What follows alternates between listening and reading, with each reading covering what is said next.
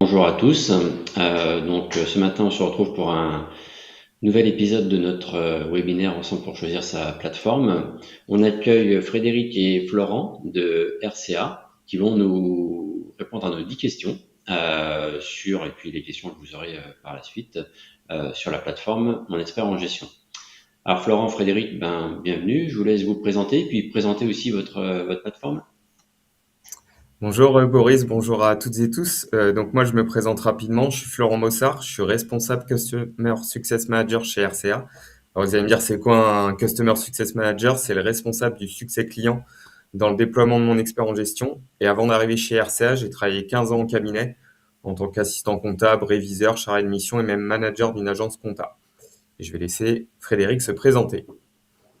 Bonjour à tous, Frédéric, donc je travaille chez RCA depuis plus de 12 ans maintenant et je suis expert métier.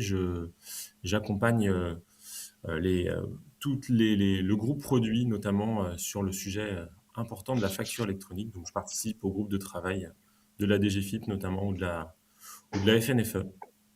Voilà. Et je Et pour relaisse. vous Voilà. présenter, ouais, pas de souci, pour vous présenter RCA. Donc RCA existe depuis plus de 25 ans.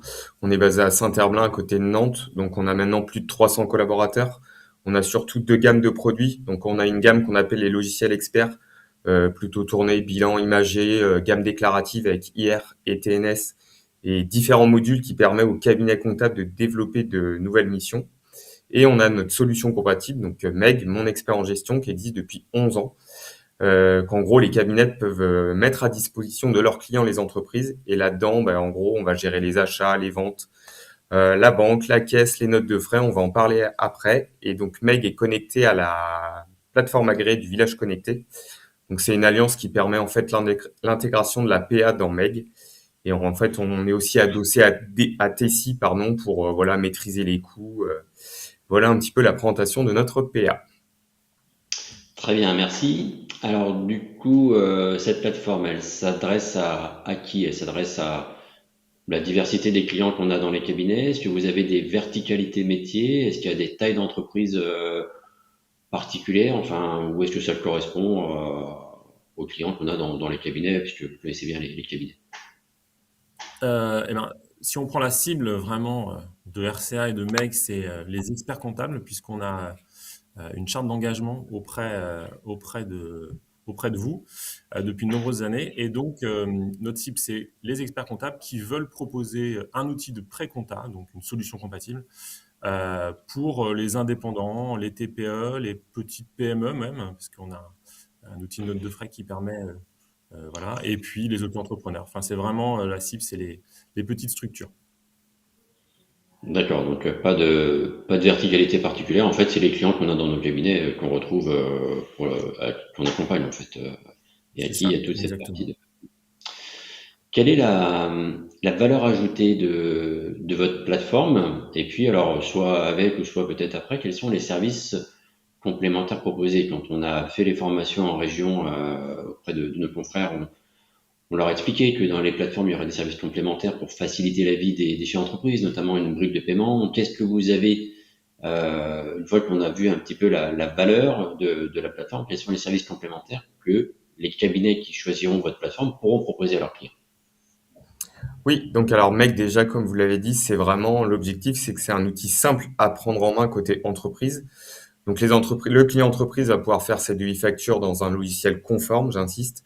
Grâce à la connexion bancaire, ça va gérer les règlements qui vont se mettre à jour automatiquement. Évidemment, ça va répondre à la facture électronique. Le chef d'entreprise va pouvoir gérer ses statuts.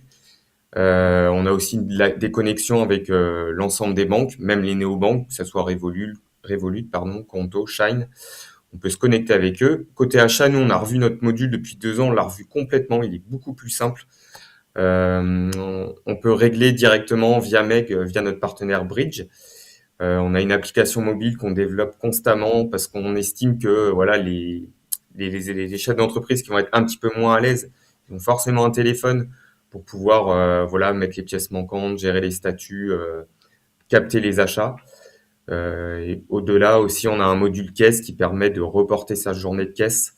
On en parlera sûrement après pour l'e-reporting. On a un module note de frais et on a aussi un module de vente importée. C'est-à-dire que si le chef d'entreprise il a une gestion commerciale très spécifique, nous, on peut importer les factures de vente pour tout gérer au même endroit.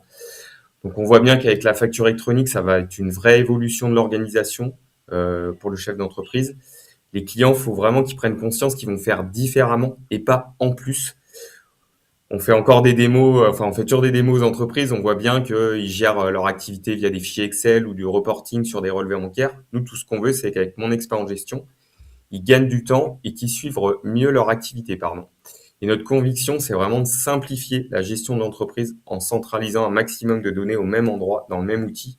Et par ricochet, ça va faciliter l'utilisation et la récupération des données côté cabinet. Très bien. Donc, du coup, cette partie de valeur ajoutée, c'est vraiment, vous avez mis l'accent. Alors bon, c'est par l'expert comptable. Donc ça, c'est un point particulier. Mais on y reviendra plutôt sur la fin vis-à-vis de la stratégie vis-à-vis des experts comptables. Mais la valeur ajoutée, c'est pour le chef d'entreprise un outil qui est simple, qui lui permet de gérer en fait toute sa partie administrative, comptabilité dans le sens plutôt pré-comptabilité, enfin la vue entreprise de la comptabilité, mes factures qui sont payées, mes relances, etc. Avec une interface C'est simple ça. et également mobile. Puisqu'on a des chefs d'entreprise qui en effet sont majoritairement des TPE et qui n'ont pas des structurations très importantes de cette fonction-là. Et sur la partie des services complémentaires, donc si j'ai bien entendu, quand j'utilise le module de vente avec la connexion bancaire, j'ai un rattachement automatique, enfin un pointage automatique pour dire le paiement est fait. Est-ce qu'il y a également des possibilités de briques d'encaissement, de briques de paiement de factures fournisseurs que vous allez proposer en service complémentaire? Alors du coup, on a notre partenaire Bridge où on peut payer directement les fournisseurs. Au niveau des ventes, on est connecté également à Stripe. Enfin, on a vraiment plusieurs services complémentaires pour accompagner le chef d'entreprise. D'accord, donc avec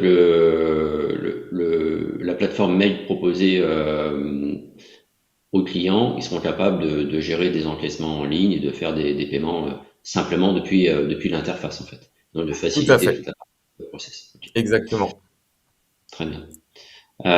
Quels sont les outils qui sont compatibles en fait, qui sont connectés avec votre plateforme? Alors la plateforme, la solution compatible, enfin avec l'environnement en fait, mon expert en gestion et la plateforme. Au niveau des outils de production comptable. Et puis ensuite, vous l'avez un petit peu abordé tout à l'heure, j'ai l'impression qu'il y a aussi une dimension d'ouverture quand on a des clients qui ont des facturations spécifiques. Donc peut-être dans un premier temps, ce qui est connecté avec les outils comptables du marché. J'ai n'importe quel outil comptable, je peux me déployer mon expert en gestion auprès de mes clients, c'est compatible, enfin. Alors on a un partenariat d'assez longue date avec ACD notamment, où on a une connexion API très forte, mais on a développé aussi en interne, donc on a une équipe dédiée à ces API avec les connexions avec tous les nouveaux outils du marché. Alors on peut citer Pennylane, MyUnisoft par exemple, pour récupérer les écritures et les pièces comptables.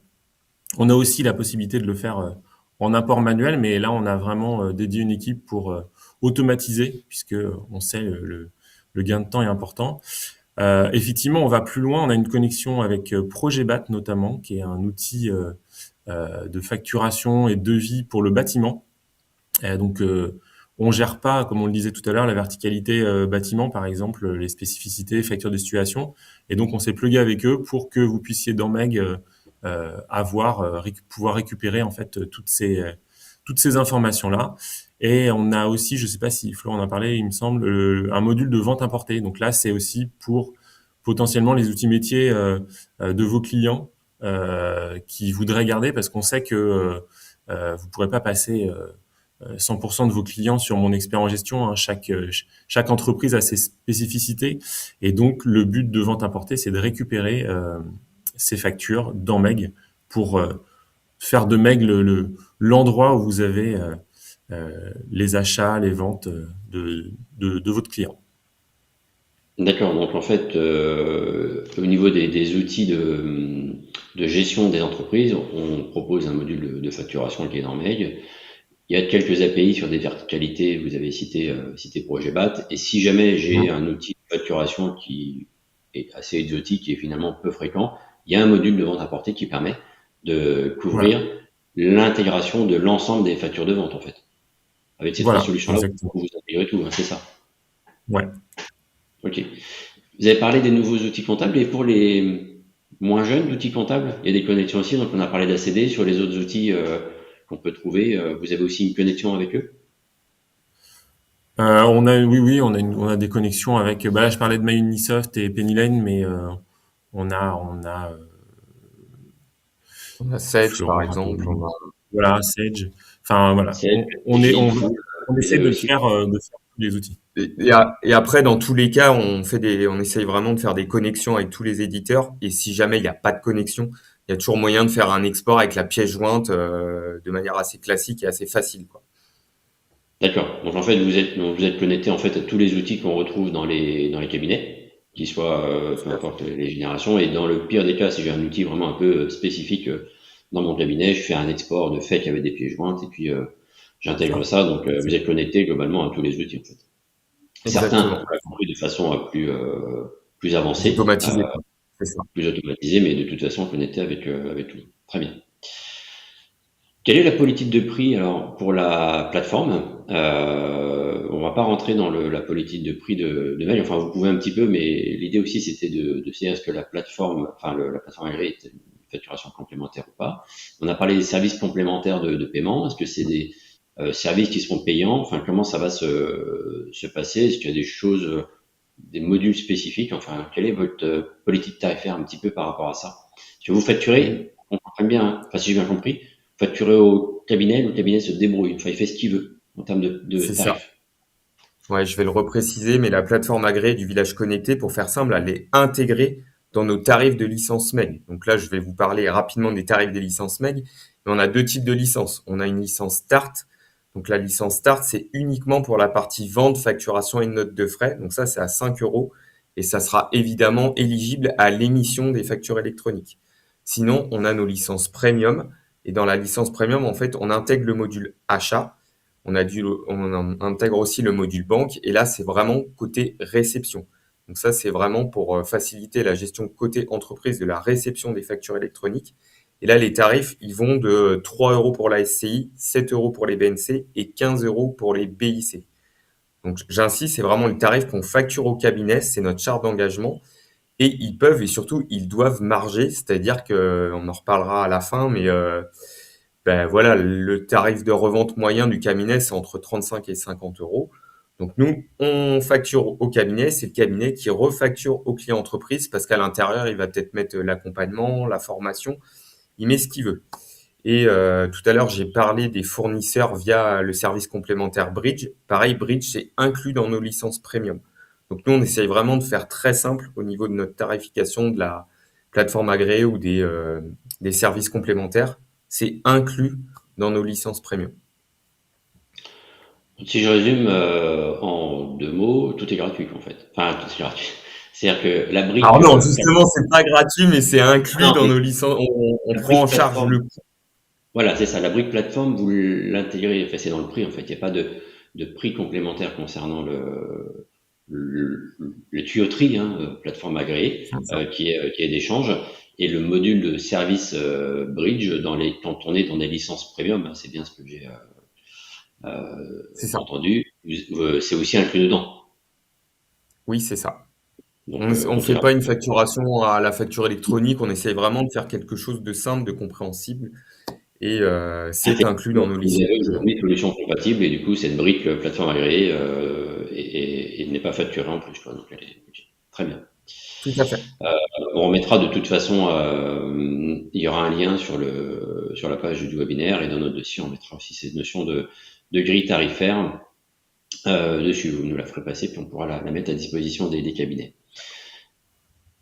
Dans la vie du cabinet, on a des clients qui arrivent, des clients qui partent. Comment ça se passe? Quelle est la politique quand un client souhaite changer de plateforme?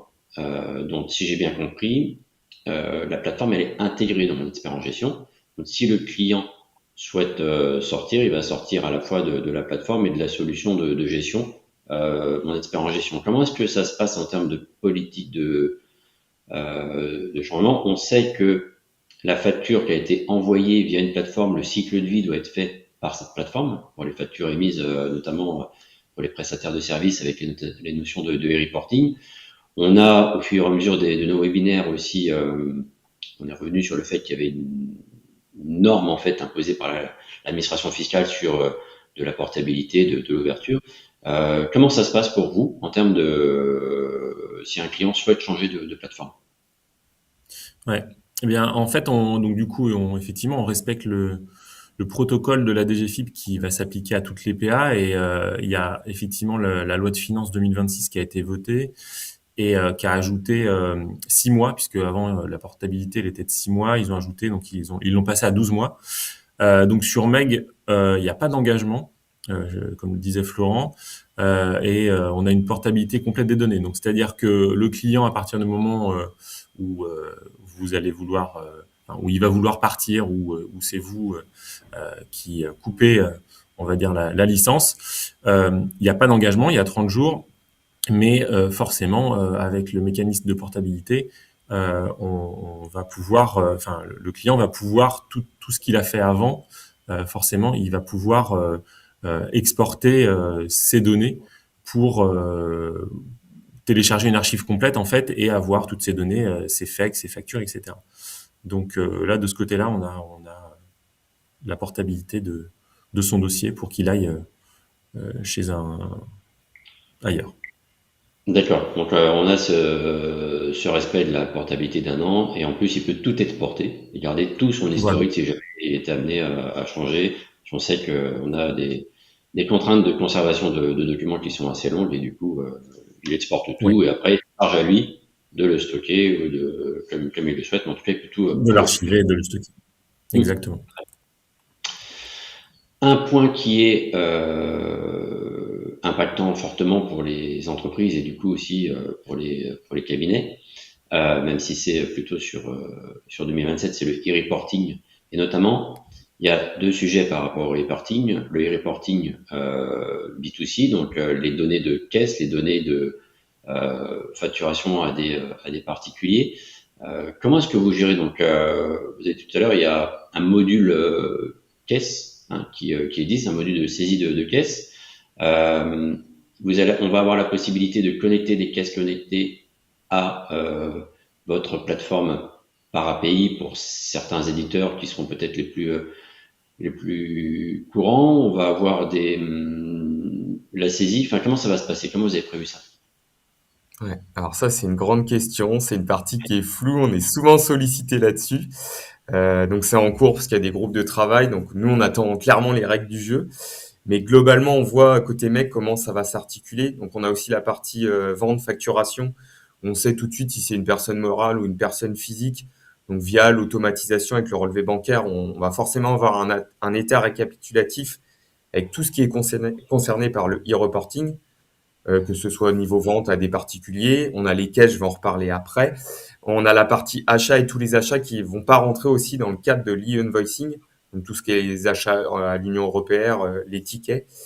Et voilà, on va vraiment avoir des états récapitulatifs pour vérifier les données dans Meg, puis on les enverra dans la plateforme du village connecté, qui ensuite les transmettra à la DGFiP. Sur la partie caisse, en gros, on va avoir deux typologies, on va dire. On a quand même des commerçants qui ont des caisses très manuelles, et il y en a quand même pas mal. Et nous, on a déjà le module caisse qui existe depuis très longtemps dans mon expert en gestion, où on recopie le ticket Z.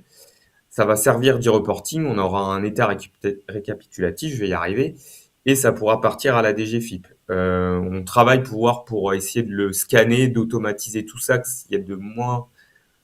ça soit le plus simple possible. Et on va aussi avoir les caisses informatiques, où là, on est en pleine phase de travail, en fait, de connecter via des API directement dans Meg pour que ça soit transmis à la plateforme et à la DGFiP. Mais alors là, c'est une partie qu'on est vraiment en train de travailler au niveau des API. Mais déjà, on a une force, c'est qu'on a une caisse manuelle, on a un module caisse qui existe depuis très longtemps dans Meg, qui va servir à tous les commerçants qui ont une caisse très manuelle.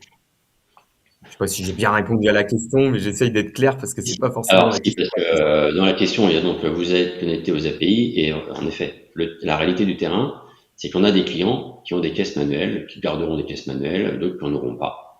On connaît tous la législation, mais on connaît aussi tous le terrain. Donc, et du coup, cette question de saisie du ticket Z, elle va se présenter à un moment donné ou à un autre, et on a des obligations. Donc, du coup, vous avez cette gestion des caisses, soit des caisses modernes, connectées, etc., ou soit la partie manuelle, au pire, si jamais c'est quelque chose qui est particulier. Du C'est coup, ça. si parce que ce reporting B2C, alors en effet, hein, l'administration fiscale, elle a pas terminé de dire ce qu'elle voulait, donc bon, faut attendre un petit peu les précisions. Donc, on est quand même au mois de mars 2026, il va être temps qu'elle se décide.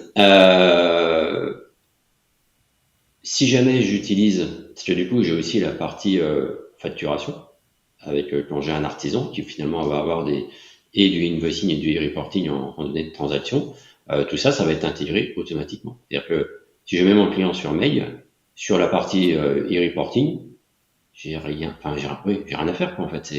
Vous intégrez tout. C'est ça? Ouais, on saura que c'est une personne physique via le relevé bancaire. On saura, il y aura un état récapitulatif. Ça sera géré dans MEC, c'est sûr. D'accord. Ok. Très bien. Les données, elles sont stockées où? Les données, elles sont stockées en France. En fait, la PA, elle est hébergée en France chez Coaxis et donc du coup, Coaxis qui est un hébergeur français et qui a une réplication des serveurs, etc. Il y a toutes les normes ISO 27001 notamment qui nous sont dictées hein, par la DGFiP. Donc c'est pas voilà, c'est hébergé en France et chez nos chez nos Partenaire, compatriotes. d'accord. Très bien. Alors, on avait pris un peu d'avance quand on a préparé les questions. On voulait savoir où est-ce que vous en étiez sur les 47 cas d'usage. Alors, jusqu'à présent, on était à 42, on est passé à 44 avec des sous-cas d'usage, puis maintenant on a quand même des cas d'usage A et B. Enfin voilà. Donc, bon, globalement, il y a des choses quand même un peu spécifiques dans les cas d'usage, mais il y a beaucoup de cas qu'on va rencontrer au niveau de nos clients. Quelle est votre politique par rapport à ça? Vous les gérez tous? Vous allez les gérer tous au fur et à mesure où ils se présentent? Parce que ça sert à rien de faire quelque chose qui est purement théorique et qui concerne très peu d'entreprises et qui ne sont pas dans nos cabinets. Ou vous avez décidé de traiter que quelques cas d'usage et que d'avoir finalement des choses qui contraindraient les clients. Alors effectivement, il y en a 44 depuis la mise à jour de la norme MAFNOR récente, mais on sait qu'il y en aura d'autres, hein, puisque forcément on entre dans la phase pilote, donc euh, il va sûrement y avoir des cas qui n'avaient pas prévu. Euh, la PA LVC, elle est capable de traiter les 44 cas, puisque Florent l'a dit tout à l'heure, en fait, on utilise le moteur d'une plateforme agréée qui est reconnue, qui s'appelle Tessie, qui gère des très gros clients type EDF notamment. Donc l'APA elle sera capable de traiter les 44. Pour Meg, au démarrage, on a ciblé entre 15 et 20 qu'on pouvait traiter et on va en ajouter en fait au fur et à mesure en fonction des typologies de clients qu'on a. Alors c'est sûr qu'on n'aura pas les 44 puisqu'clairement il y a des cas qu'on ne traitera pas, les barters notamment. C'est des choses on n'a pas les clients déjà dans Meg, donc voilà. Mais par contre, on ajoutera en fonction justement des retours des experts comptables ou même des clients les cas qui seront les plus demandés. Donc l'APA elle est capable de les traiter et la solution compatible Meg est capable de traiter tous les cas où vous aurez vos clients. Enfin, à partir du moment où vous mettez votre client dans le Meg, vous savez que vous pourrez traiter toutes ces données. D'accord, donc vous traitez tous les cas d'usage et puis vous allez les traiter au fur et à mesure. En effet, je pense qu'avec la phase pilote, on en a quelques-uns qui vont ressortir et puis il y aura bien des évolutions au fil du temps aussi. Donc la stratégie, c'est de tous les traiter en fait. Donc par rapport à ce qui et par rapport à votre partenariat industriel aussi, c'est d'avoir un opérateur qui de toute façon les traite tous, même sur des. Je crois pas qu'on C'est ait ça. EDF chez dans un cabinet en compta. Donc voilà, mais en tout cas qui est capable de gérer cette partie-là. Très bien. Si on revient un petit peu en synthèse par rapport à toutes ces questions, quelle est votre stratégie vis-à-vis des experts comptables? J'ai bien entendu tout à l'heure que quand on parlait de la politique tarifaire, il fallait qu'on fasse de la marge par rapport à ça, qu'il y avait un prix public qui était de toute façon un peu différent du prix d'achat pour nous. Voilà, donc quelle est globalement un petit peu la stratégie vis-à-vis des experts comptables ou peut-être vos conseils, etc. aussi par rapport au marché que vous connaissez. Complètement. Alors notre stratégie, enfin notre ambition surtout, c'est vraiment d'aider les cabinets d'expertise comptable à évoluer ou se transformer pour répondre à la facture électronique à court terme et proposer des missions à forte valeur ajoutée demain. Donc via notre charte d'engagement, on a vraiment insisté là-dessus et notre vente exclusive de Meg aux experts comptables. Donc pour rappel, Meg, il est vendu 15 euros par mois et revendu en moyenne, ce qui se fait, enfin ce qu'on voit entre les différents cabinets, c'est vraiment revendu entre 35 et 50 euros par mois aux entreprises. Donc le cabinet, on l'a dit, il peut et surtout il doit marger parce que vous proposez un nouveau service, de la valeur ajoutée. Et nous, on est vraiment dans le partage de valeur avec vous. Donc nous, on va vous aider avec un produit fiable et éprouvé qui est en constante évolution, une politique tarifaire qui est quand même très très stable depuis de nombreuses années. On va avoir un accompagnement pour vous aider sur mesure et de proximité. Et on a un service client de qualité, surtout humain. Donc RCA est vraiment là pour vous aider à franchir ces étapes. Donc je l'ai dit, à court terme, la facture électronique, mais également plus loin, à vous transformer pour les missions de demain. Ça, c'est vraiment notre conviction et c'est ultra important pour nous. D'accord. Donc vraiment une partie avec les experts comptables et pas en direct et C'est avec ça. finalement des prix publics qui sont assez élevés par rapport aux éléments que vous nous donnez. C'est peut-être plus à nous de d'oser en fait aller commercialiser sur ces prix-là auprès des pour les solutions auprès des clients. Donc si Complètement. on résume en quelques mots pour les quelques minutes qui nous restent, vous me dites si je dis si j'oublie quelque chose ou quoi que ce soit. Votre plateforme, elle s'adresse aux experts comptables. Elle permettra de traiter l'ensemble des clients, des typologies de clients sans verticalité métier qu'on a dans les cabinets comptables. Elle est compatible avec l'ensemble des outils qu'on peut trouver dans tous les cabinets. Des connexions plus fortes avec certains éditeurs, des connexions plus d'import-export éventuellement dans le pire des cas. La politique de prix, c'est que les briques de plateforme agréées et de services complémentaires sont intégrées dans les licences que vous nous avez précisées au terme des outils. Le client peut tout exporter pour le garder quand il souhaite changer. Vous avez déjà depuis quelque temps intégré cette notion de e-reporting et notamment au niveau des caisses avec une partie de saisie manuelle. Globalement, tous les cas d'usage seront traités et on est sur un hébergement qui se trouve en France. Qu'est-ce que j'ai oublié par rapport à nos 10 questions? Je Je pense que pense c'est qu'on est parfait. vraiment pas mal. Vous avez bien? Ah, Dans le ok, timing et tout, c'est bien. très bien. Voilà, parfait. Donc du coup, on va maintenant basculer sur les questions qui sont arrivées pendant la présentation. On a une première question.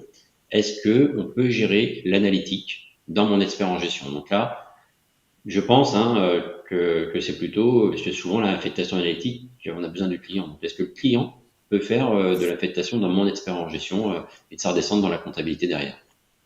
Alors c'est une super question parce que c'est un sujet qu'on a souvent remis sur le haut de la pile, des fois descendu, et là on a vraiment travaillé dessus depuis fin d'année dernière, et on est en phase bêta test, et on va sortir quelque chose fin de premier trimestre, donc c'est vraiment dans quelques semaines, on va sortir une première version sur l'analytique, et donc oui, on va pouvoir traiter l'analytique, surtout pour les associations, parce qu'il y en a forcément dans tous les, pas beaucoup de dossiers, mais dans tous les cabinets. Donc je peux vous dire que oui, on va traiter l'analytique et ça va être en constante évolution cette année. D'accord, donc c'est un sujet de ce début d'année 2026 en fait. On Complètement. a, on a compris qu'il y avait deux gammes, la partie start, la partie premium. La partie start, si j'ai bien compris, c'est uniquement les ventes. À la C'est partie ça. facturation, il n'y a Pour pas résumer. le module achat. Est-ce que du coup, je peux utiliser la plateforme Le Village connecté avec le module de vente si jamais j'ai une licence Start pour mon client? Est-ce que la plateforme sera disponible pour ces flux de vente?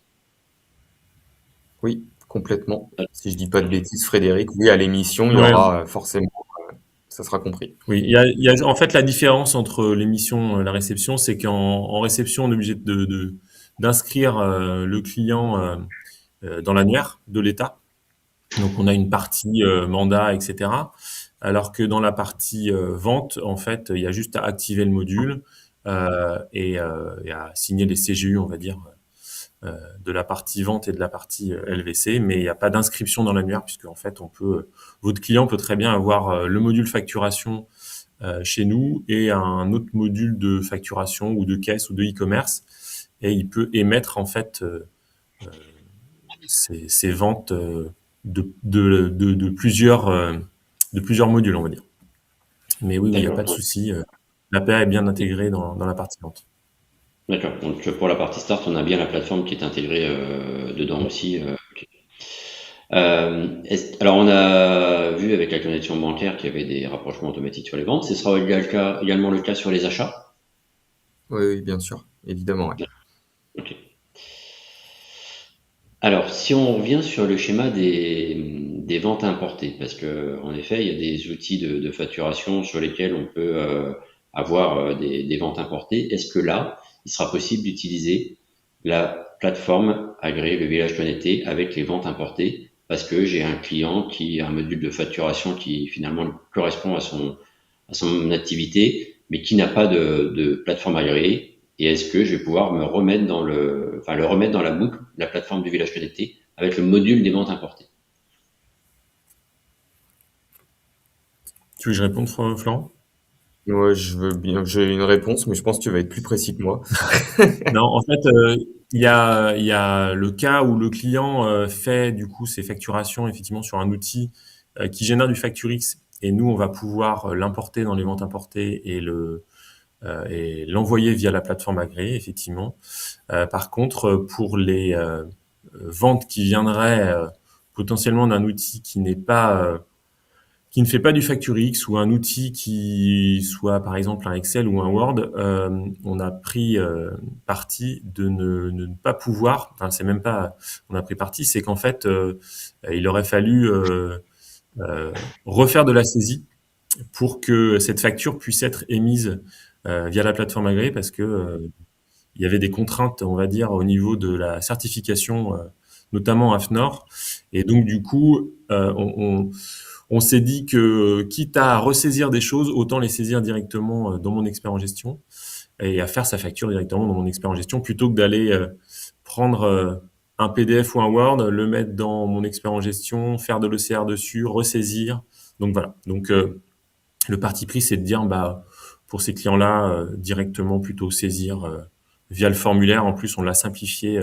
Le formulaire de saisie des factures, il est assez simple, donc à prendre en main, très simple à prendre en main. Donc voilà. D'accord. Donc en fait, dès l'instant où on a le chef de facturation qui est compatible Facturix, on peut utiliser la plateforme Le Village Connecté. Par contre, on Voilà. fait plus de facture sur Excel. De toute façon, la tolérance, elle était de 3 mois, donc c'était quand même pour transformer une facture PDF. C'est une facture PDF. Alors soit c'est un vieux logiciel de facturation, et là il y a des sujets, mais en tout cas, vous avez la possibilité de faire la plateforme agréée de n'importe quel logiciel de facturation finalement, puisque dès l'instant Oui. qui sort du Facturix en tout cas. Ok. C'est ça. Mais c'est juste qu'effectivement, pour la partie Word, Excel, en fait, ça pose des soucis, notamment au niveau de la numérotation. Enfin, il y a pas mal de choses qui font que c'est pas servir que, que de les laisser faire ça. Alors, je pense qu'un logiciel de facturation qui sort pas de Facturix, alors soit c'est un vieux système qui est vraiment adapté, et on en a peut-être chez certains de nos clients qui ont fait des logiciels de facturation sur mesure avec Mm. des indépendants en fait, et c'est peut-être là le cas où ça peut être plus compliqué, et là il y aura des choses à revoir au niveau de la facturation. Mais le gros des factures PDF, c'est sur le plus gros outil de facturation qui s'appelle Word ou Excel. Donc, Mm. ok. Euh, vous me confirmez bien que on a une connexion avec Pennylen, parce qu'il y a une personne qui me dit qu'elle ne voit pas le connecteur. Elle reviendra vers vous et puis vous lui montrerez à ce moment-là. C'est pas la peine de voir ça là. Ce sera fait en direct, soit avec l'assistant, soit avec vous. Ok. Euh,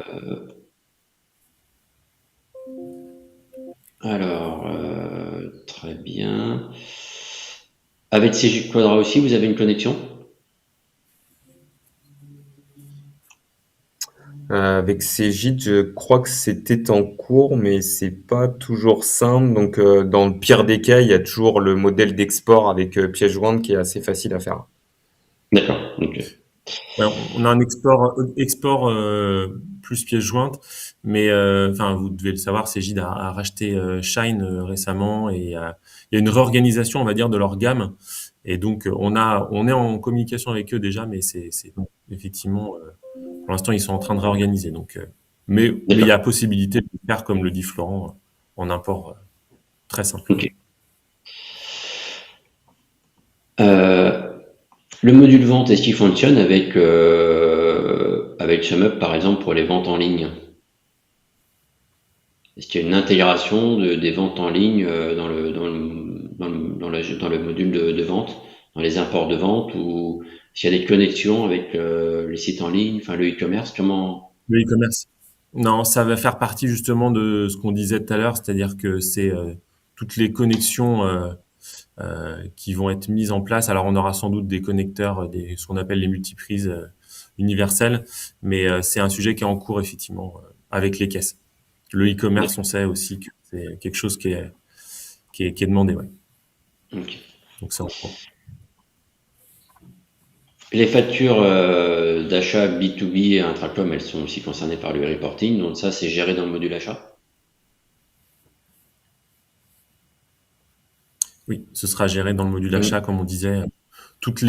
En fait, le reporting, enfin, on le voit, on est en train de le penser, on le voit comme l'état récapitulatif de TVA. En fait, ça va être un état récapitulatif où vous allez avoir tout ce qui provient, donc on disait des ventes à des particuliers, mais aussi des achats intracom, des potentiels petits tickets qui va encore rester, les notes de frais notamment à moins de 150 euros, ce genre de choses. Donc oui, oui, on a bien prévu de mettre tout ça pour le reporting. D'accord. Sur la partie tarification, donc c'est une tarification au dossier, c'est par groupe de 5, hein, c'est ça? Oui, c'est ça. C'est des packs de 5, effectivement. Très bien. Euh, Vous allez intégrer les comptes bancaires en devise dans toute cette partie-là, dans mon expert en gestion?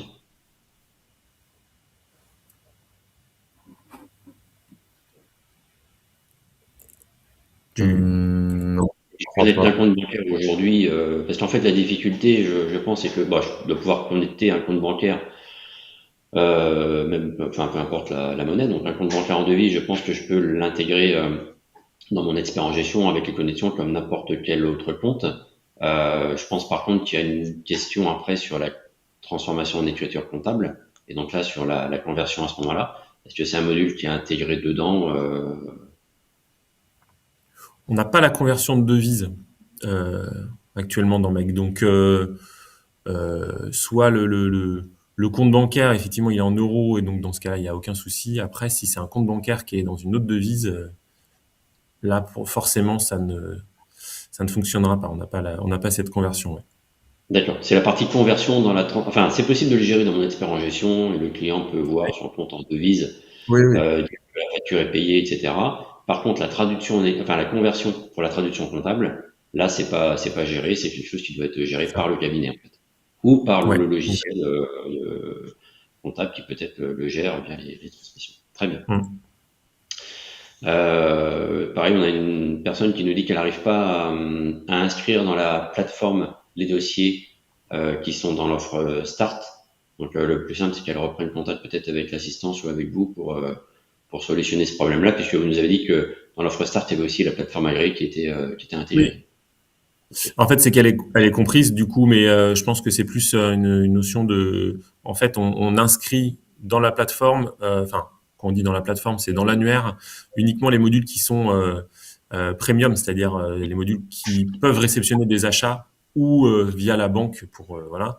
Et donc, je pense que c'est peut-être ça la petite confusion, c'est que sur la partie vente, en fait, par défaut, ils sont dans la APA. Mais oui, oui, qu'elle n'hésite pas à reprendre contact avec nous. Il n'y a Oui, pas de mais il y a un souci. point important, c'est ça, en vous écoutant répondre, en fait, si j'ai l'offre Start, j'ai que la partie vente. Mais pour la partie Oui, vente, j'ai pas d'inscription à faire dans l'annuaire. Donc, il n'y a pas de, non, de module quand je suis en Start, mais ça exactement. fonctionnera dès que ce sera opérationnel à partir de 2026 ou 2027 en fonction du choix de l'entreprise. Donc, il n'y a pas besoin de s'inscrire pour l'émission des Non, ventes. C'est pour ça qu'on n'a pas d'option particulière sur l'option, enfin, sur les dossiers qui sont en licence Start. Ça partira sans difficulté, en fait. Hmm. Exactement. Dès qu'on va repérer qu'il y a que le client à qui on envoie la facture a un numéro de SIRET, en fait, le bouton, au lieu d'envoyer par mail ou ou d'imprimer la facture, ce sera envoyé vers la plateforme agréée, envoyé en Ouais, bien format sûr. électronique Que sur les et achats, donc automatique. le module premium, par défaut, on fait que de la partie qui gère les achats. Ok. Exactement. Bah écoutez, on a fait le tour des questions. Oui, donc du coup, question complémentaire, puisqu'on était sur ce point-là qui vient d'arriver. En effet, si jamais je n'ai que l'offre Start, je dois prendre une autre plateforme pour mes achats et pour inscrire à ce moment-là, ou passer sur la partie Premium. Avec l'option Start, on ne gère pas la plateforme agréée de réception du cabinet, puisque c'est un module uniquement de vente. Pour les ventes. Merci à vous deux pour ce temps de réponse à nos questions et aux questions de tout le monde. Voilà, donc le Merci. replay sera disponible et puis on revient vers vous si on a des questions complémentaires. Exactement. Merci à vous. Merci beaucoup, c'était avec plaisir. Très bonne journée. Merci beaucoup.